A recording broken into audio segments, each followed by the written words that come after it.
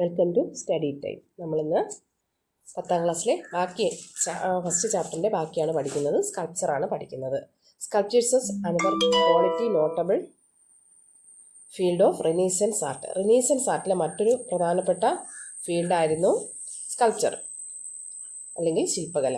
ശില്പകലയിലെ പ്രധാനപ്പെട്ട ഓരോരുത്തരെയും പഠിക്കുക, അവരുടെ വർക്കുകളും പഠിക്കണം.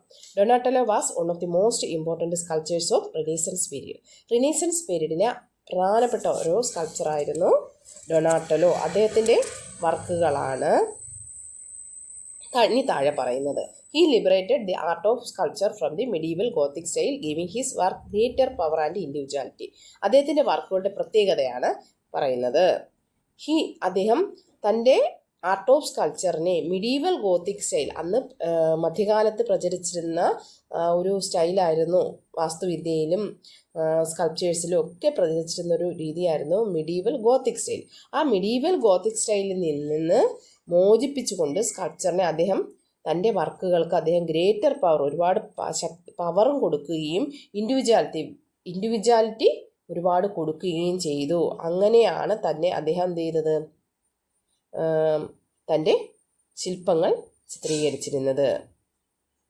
His iconic bronze sculpture David shows a youthful figure standing with his weight lifted into one leg. ഒരു കാലിൽ തൻ്റെ വെയ്റ്റ് മുഴുവൻ കേന്ദ്രീകരിച്ച് നിൽക്കുന്ന ഒരു യുവാവിൻ്റെ ശില്പമാണെന്ത്, വെങ്കലത്തിലുള്ള യുവാവിൻ്റെ ശില്പമാണ് ദാവീദ് എന്ന് പറയുന്നത്. Another notable work, Gattamala, depicts a soldier sitting on horseback, evoking a cavalryman of ancient Rome. Through his masterpiece, Donatello immortalized a secular hero. ഗട്ടാമലാറ്റ എന്ന് പറയുന്ന ഒരു സോൾജിയറുടെ ചിത്രം, അത് അദ്ദേഹത്തിൻ്റെ മാസ്റ്റർ പീസായിട്ടാണ് അറിയപ്പെടുന്നത്. ഏൻഷ്യൻ്റ് റോമിലെ കുതിരപ്പടയാളികൾക്ക് നൽകുന്ന ഒരു സെക്കുലർ ഹീറോ പരിവേഷം അദ്ദേഹം ഈ ഗട്ടാമലാറ്റോ എന്ന് പറയുന്ന ശില്പത്തിന് നൽകിയിട്ടുണ്ട്. അദ്ദേഹത്തിൻ്റെ മാസ്റ്റർ പീസ് എന്നാണ് പറയുന്നത്. അപ്പോൾ സ്കൾപ്ചേഴ്സിൽ ആരാണ് ആദ്യത്തെ ആൾ? ഡൊണാറ്റെല്ലോയാണ്. അദ്ദേഹത്തിൻ്റെ വർക്കുകൾ ഏതാണ്? ദാവീദാണ്. ദാവീദ്. അദ്ദേഹത്തിൻ്റെ വർക്കുകളുടെ പ്രത്യേകത, ഗോത്തിക് സ്റ്റൈലിൽ നിന്ന് ലിബറേറ്റ് ചെയ്ത് സ്വന്തമായിട്ടുള്ളൊരു ഇൻഡിവിജ്വാലിറ്റിയും ഗ്രേറ്റർ പവറും അദ്ദേഹം തൻ്റെ സ്കൾപ്ചേഴ്സിന് നൽകി. പിന്നെ അടുത്തത് ഗട്ടാമലാറ്റ എന്ന് പറയുന്ന വർക്കാണ്. ഗട്ടാമലാറ്റ എന്ന് പറയുന്ന ശില്പമാണ് അദ്ദേഹത്തിൻ്റേതായിട്ട് ഉള്ളത്. Next, Michelangelo sculptures which depicted gods in human forms deviated significantly from the traditional ancient Greco-Roman style. Traditional ആയിട്ടുള്ള പാരമ്പര്യമായ ഏൻഷ്യൻ്റ് പുരാതനമായ ഗ്രീക്കോ റോമൻ സ്റ്റൈലിൽ നിന്നും ഡീവിയേറ്റ് ചെയ്ത് വഴിമാറി സഞ്ചരിച്ച് സ്വന്തമായിട്ടൊരു രീതിയിൽ സ്കൾപ്ചേഴ്സ് ഉണ്ടാക്കിയ ആളാണ് മൈക്കലാഞ്ചലോ. എങ്ങനെയാണ് അങ്ങനെ ഉണ്ടാക്കിയത്? കാരണം പണ്ടുകാലത്ത് ഗ്രീക്കോ റോമൻ സ്റ്റൈൽ എന്ന് പറയുന്നത് ദൈവത്തിന് പ്രാധാന്യം കൊടുത്തുകൊണ്ടുള്ള ഒരു രീതിയായിരുന്നു ശില്പങ്ങൾ ഉണ്ടാക്കിയത്. എന്നാൽ ഗോഡ്സിനെ ഹ്യൂമൻ ഫോംസിൽ, മനുഷ്യൻ്റെ രൂപത്തിൽ ചിത്രീകരിച്ചുകൊണ്ട് അദ്ദേഹം മൈക്കലാഞ്ചലോ തൻ്റേതായ രീതിയിൽ സ്കൾപ്ചേഴ്സ് രൂപീകരിച്ചു. He renowned his work such as Pieta portrays Virgin Mary which Jesus Christ on her lap and the majestic sculpture of David have cemented his legacy as an immortal artist. അദ്ദേഹത്തിൻ്റെ മൈക്കലാഞ്ചലോയുടെ സ്കൾപ്ചേഴ്സാണ് ഒന്ന് പിയാത്തെ, പിന്നെ ദാവീദ് എന്ന് പറയുന്നത് ഡൊണാറ്റെല്ലോയും വരച്ചിട്ടുണ്ട്, മൈക്കലാഞ്ചലോയും വരച്ചിട്ടുണ്ട്. ഈ പിയാത്ത എന്ന് പറയുന്ന ശില്പം യേശു ക്രിസ്തുവിനെ വിർജിൻ മേരി, കന്യാമറിയം അല്ലെങ്കിൽ മേരി തൻ്റെ മടിയിൽ, തൻ്റെ ലാപ്പിൽ, മേരിയുടെ മടിത്തട്ടിൽ ക്രിസ്തു കിടക്കുന്ന ഒരു ശില്പമായിട്ടാണ് പിയാത്ത എന്ന് പറയുന്ന ശില്പം ചിത്രീകരിച്ചിരിക്കുന്നത്. Which Jesus Christ on her lap and majestic sculpture of ദാവീദ്. പിന്നെയുള്ളത് ദാവീദ് എന്ന് പറയുന്ന മൈക്കലാഞ്ചലോയുടെ ദാവീദ് താഴെ കിടക്കുന്ന മൂന്നാമത്തെ ചിത്രത്തിലെ ലാസ്റ്റും, ഡൊണാറ്റെല്ലോയുടെ ദാവീദ് എന്ന് പറയുന്നത് കുറച്ച് മുകളിൽ കിടക്കുന്ന ശില്പവുമാണ്. രണ്ടുപേരും വരച്ചിട്ടുണ്ട് ദാവീദ് എന്ന് പറയുന്ന സ്കൾപ്ചറും. അപ്പോൾ കണ്ടോ, മേരിയുടെ മടിത്തട്ടിൽ കിടക്കുന്ന യേശു ക്രിസ്തുവിൻ്റെ ചിത്രം, അതിനെന്തൊരു ഉദാഹരണമാണ്? ഗോഡ്സിനെ human ഫോംസിൽ ചിത്രീകരിച്ചിരിക്കുന്നതിന് ഉദാഹരണമല്ലേ.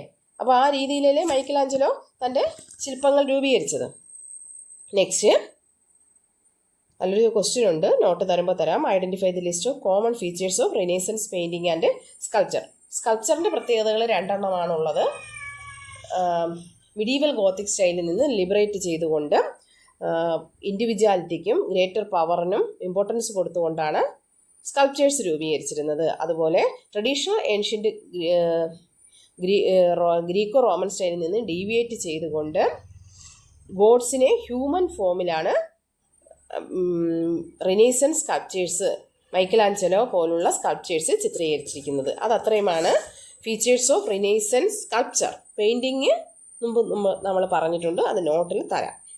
Next architecture was another field that witnessed the transformation besides painting and sculpture. പെയിൻറ്റിങ്ങും സ്കൾപ്ചറും പോലെ തന്നെ ട്രാൻസ്ഫോർമേഷന് വിധേയമായ മറ്റൊരു ഫീൽഡാണ് ആർക്കിടെക്ചർ, വാസ്തു വിദ്യ എന്ന് പറയുന്നത്. Filippo Brunelleschi set a new style of architecture. അപ്പോൾ ഒരു ആർക്കിടെക്റ്റ് ആരാണ്? ഫിലിപ്പോ ബ്രൂണലെസ്കി എന്ന് പറയുന്നത് ഒരു പുതിയ സ്റ്റൈൽ ഓഫ് ആർക്കിടെക്ചർ കൊണ്ടുവന്നു. Quite different from the Gothic architecture style of medieval period. Influence of ancient Greco Roman style is evident in the cathedral he built in Florence. അദ്ദേഹം തൻ്റെ ഈ ഫിലിപ്പോ ബ്രൂണലെസ്കി കൊണ്ടുവന്ന ആർക്കിടെക്ചറിൽ അത് വളരെ വ്യത്യസ്തമായിരുന്നു. ട്രഡീഷണൽ ആയിട്ടുള്ള ഗോത്തിക് സ്റ്റൈലിൽ നിന്ന് വ്യത്യാസപ്പെട്ട് ഏൻഷ്യൻ്റ് ഗ്രീക്കോ റോമൻ സ്റ്റൈലിൻ്റെ ഇൻഫ്ലുവൻസിൽ കൊണ്ടുവന്ന ആർക്കിടെക്ചർ സ്റ്റൈലായിരുന്നു. ആര് കൊണ്ടുവന്നത്? ഫിലിപ്പോ ബ്രൂണലെസ്കി കൊണ്ടുവന്ന architecture style.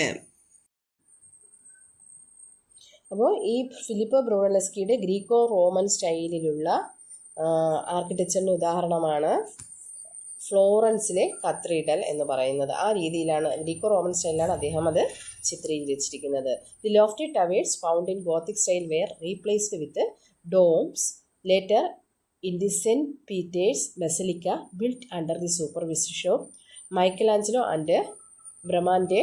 The style is more evident. ഈ രീതിയിൽ ചിത്രീകരിച്ച കൂടുതലും ഈ രീതിയിലുള്ള ആർക്കിടെക്ചർ കാണപ്പെടുന്നത് സെൻറ്റ് പീറ്റേഴ്സ് ബസിലിക്ക എന്ന് പറയുന്നത് ചർച്ചിലാണ്. അത് മൈക്കലാഞ്ചലോയുടെയും ബ്രമാൻഡെയുടെയും സ്റ്റൈൽ സൂപ്പർവിഷനിൽ നിർമ്മിച്ച ഒരു ചർച്ചാണ്. ഇവിടെ ആ രീതിയിലുള്ള ആർക്കിടെക്ചറിലാണ് ചിത്രീകരിക്കുന്നത്.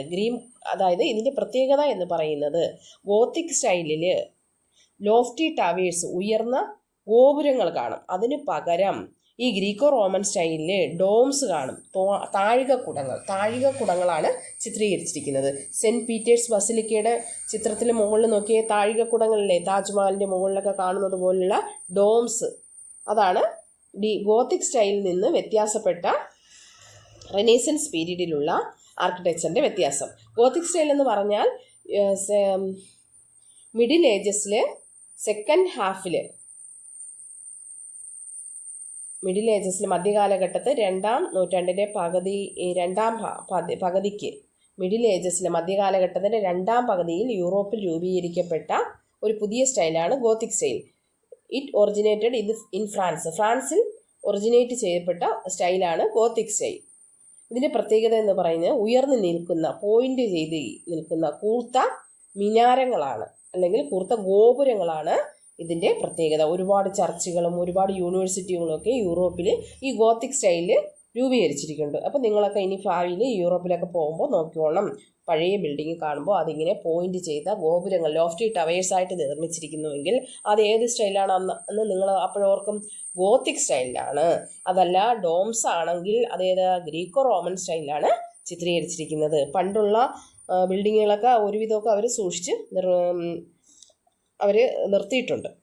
അപ്പോൾ ഇന്ന് ഇത്രയും മതി. നെക്സ്റ്റ് ക്ലാസ് ഉടനെ ഇടുന്നതായിരിക്കണം. എന്തെങ്കിലും ഡൗട്ട് ഉണ്ടെങ്കിൽ കമൻറ്റ് ചെയ്യുക. നിങ്ങൾ ചാനൽ കുറച്ച് കാണുന്നവർ സബ്സ്ക്രൈബ് ചെയ്യുക. നിങ്ങൾ ബെല്ലൈക്കൺ അമർത്തുക. എങ്കിൽ ഞാനിടുന്ന